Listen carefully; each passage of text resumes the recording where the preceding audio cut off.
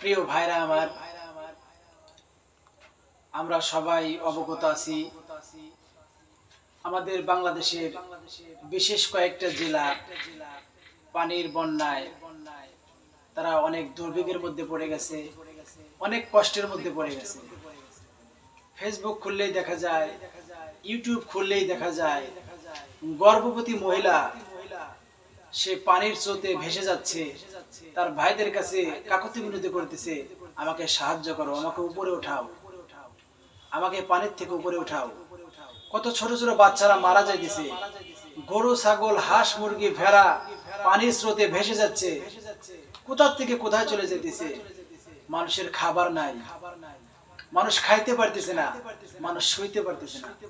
এক যুবক ভাই ফেসবুকে লিখেছে যে আমার বাবা আজকে মারা গেছে, আমার বাবাকে কোথায় দাফন করব, জায়গা নাই, সম্পূর্ণ জায়গায় পানি, কবরস্থানে পানি, সমস্ত শুকনো জায়গায় পানি আর পানি, কোথায় কবর দেব, কবর দেওয়ার মতো কোনো জায়গা নাই। যুবক তার বাবার লাশটিকে একটা কলার ভেলাই করে কলার ভুরের উপরে ভাসায় রেখেছে। দেখেন তাদের কি পরিস্থিতি, কি করুণ অবস্থা। এই সময় কত আলেমরা, বড় বড় বক্তারা, জামাতের ভাইরা, চরমনার অনেক ভাইরা, চরমনার মুজাহিদরা, আরো অনেক দেশ বরণ্য ওলামায়ে কেরামরা তাদের পিছনে কত টাকা পয়সা দিয়ে সাহায্য সহযোগিতা করতেছে, তাদেরকে কত রকম ভাবে খাবার প্রদান করতেছে, ত্রাণ বিতরণ করতেছে। অথচ ওই সমস্ত লোক আজকে কোথায়, যারা বাংলাদেশের কোটি কোটি টাকা, মানে কোটি কোটি টাকা লুট করে সুইস ব্যাংকে রেখে দিয়েছে, আত্মসাৎ করেছে, আজ তারা কোথায়? দেখেন একটা আলেমকে যদি 1 ঘন্টা বয়ানের জন্য 50,000 টাকা দেওয়া হয়, আমরা তার বিরোধিতা শুরু করি যে একটা আলেম 1 ঘন্টা বয়ান করে 50,000 টাকা নিয়ে গেল, এটা কি আলেম? এরকম আমরা কথাবার্তা বলি।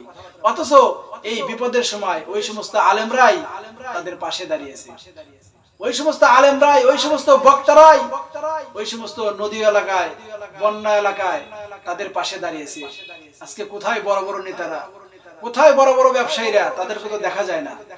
তারা তো শুধু দুনিয়ার জন্য কত টাকা পয়সা সুইস ব্যাংকে জমাইছে, কত টাকা পয়সা দিয়ে কত বাড়ি গাড়ি অট্টালিকা করতেছে, কিন্তু আজ যারা বিপদগামী বন্যায় ভেসে বেড়াইতেছে, খাবার পাইতেছে না, শোয়ার জায়গা পাইতেছে না, পরনে দেওয়ার মতো কোনো কাপড় চোপড় পাইতেছে না, তাদের পাশে কিন্তু তারা দাঁড়াইতেছে না। তাদের পাশে দাঁড়াইতেছে কেবলমাত্র ইসলামী আন্দোলন, জামাত শিবিরের ভাইরা, বড় বড় ওলামায়ে কেরামরা, হক্কানি ওলামায়ে কেরামরা, তারাই তাদের পাশে দাঁড়িয়েছে। এই জন্য আমি সবার কাছে অনুরোধ করব, যার যতটুকু সাধ্য আছে যথাসাধ্য অনুযায়ী আমরা যারা বন্যায় ভেসে আছে, ঠিক মতো খানা পাইতেছে না, ঠিক মতো পরনের কাপড় পাইতেছে না, শোয়ার মতো একটু জায়গা পাইতেছে না, তাদেরকে আমরা খাবার দিয়ে, আমরা স্পিড বোট দেওয়া হোক, লঞ্চ দেওয়া হোক, স্টিমার দেওয়া হোক, স্যালো মেশিন দেওয়া হোক, তাদেরকে সাহায্য করব এবং তাদের কাছে জামা কাপড় বা খাবার পৌঁছাবো। এটা আমার পুরো দেশবাসীর কাছে আমার অনুরোধ থাকবে।